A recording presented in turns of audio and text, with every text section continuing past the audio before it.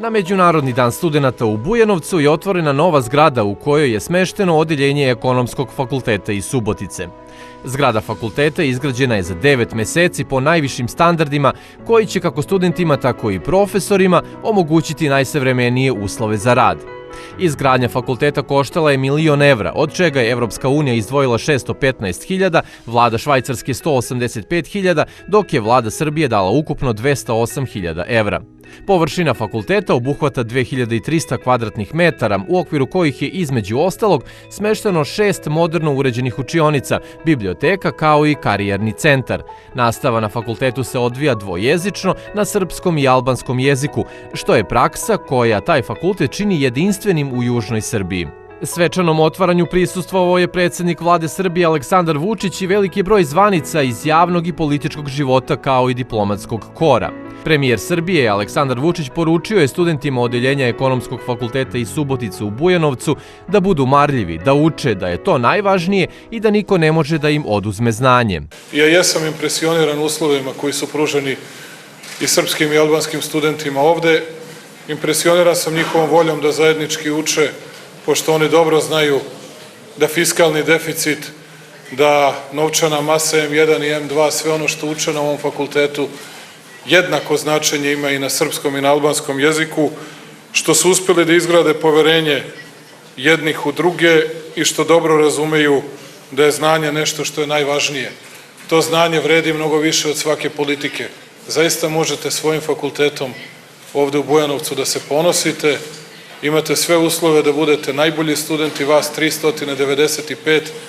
Ja vas samo molim da budete posvećeni, da budete vredni, da budete marljivi i potpuno sam siguran da ćemo najbolje moguće rezultate moći da postižemo upravo zahvaljujući vašem znanju, vašoj energiji, vašem radu, trudu i posvećenosti.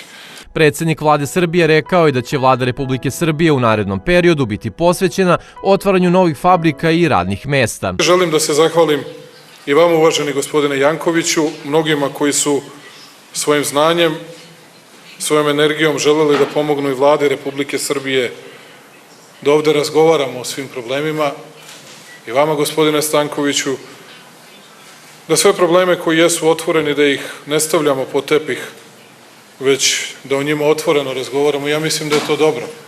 Kao što mislim da je dobro i da svi drugi ljudi znaju da u ovakvim uslovima uvek razgovaramo i da na ovakav način morate da razgovarate i sa gospodinom Muslivom i oni sa nama i da ćemo nastaviti da razgovaramo. Sve dok razgovaramo, to je dobro i uveren sam da ti razgovori nikada neće biti prekinuti.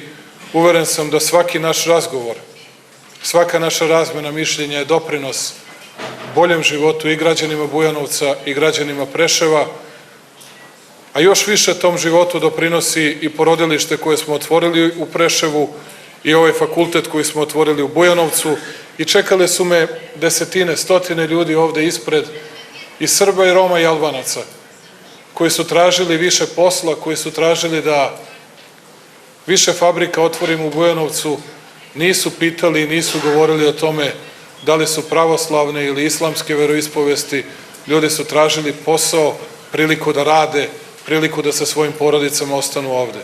I ono što vidim, to je da vi to dobro razumete i dobro vidite na svakom mestu. To je posao kojem će vlada Republike Srbije da se posveti. Šef delegacije Evropske unije u Srbiji, Michael Davenport, studentima u Bujanovcu je rekao da se od danas više ne razgovara, nego dokazuje da sloga i upornost daju rezultate, i pozvao studente da pobede sve predrasude, jer u Bujanovcu imaju za to jedinstvenu priliku. Ne pričam na pamet kad kažem da su znanje jezika u kombinaciji sa obrazovanjem gotovo garant uspeha za svaku mladu osobu. Nadam se da razumete da vi ovde imate jedinstvenu šansu koja nije dostupna svim vašim kolegama širom zemlje. Iskoristite je, mnogo zavisi od toga. Ponovit ću to što sam rekao i kada smo počinjali izgradnju zgrade fakulteta. Ova institucija će omogućiti mladim ljudima iz Bujanovca, a i iz čitavog područja svih nacionalnosti da ostvare pravo na obrazovanje i da u savremeno uređenom i opremljenom prostoru u priznatoj i renomiranoj obrazovnoj instituciji stiču znanje i da se usavršavaju. Međutim, da bi ostvarili stvarni zajednički napredak, vaš pojedinačni stav bit će presudan u razvijanju ovog regiona, tako da u njemu svi vide svoju budućnost i budućnost svoje dece. Promenite sve što vam smeta radom i znanjem i u tome budite uporni i budite složni. Ambasador Švajcarske Jean-Daniel Ruh rekao je studentima da mogu da doprinesu razvoju svog kraja, jer je visoko obrazovanje osnovni uslov za razvoj koji vodi ka bogatstvu, ali i da visoko obrazovanje nije garant prosperiteta i da je za to podjednako važno imati dobru praksu. Ruh je podsjetio da švajcarska vlada sa Srbijom radi na programu dualnog obrazovanja i pozvao studente da uče, ali i da se trude da što više idu na praksu u različite firme. Predsednik opštine Bujanovac Nagip Arifi rekao je da jug Srbije nije krizno žarište, već mesto gde će dominirati različite kulture i gde će etničke razlike predstavljati bogatstvo.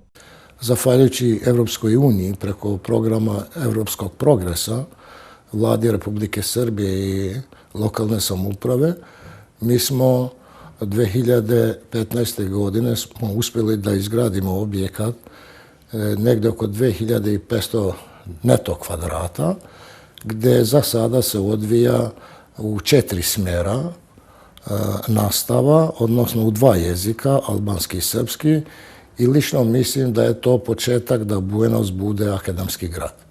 Ja se nadam da u buduće u Bujanovcu ne samo da bude ekonomski fakultet, nego i drugi fakultet iz Novog Sada, a to jeste državni univerzitet, da bi mogli naša omladina, bila ona albanska ili srpska, da bi pohađala nastavu na svojim jezicima.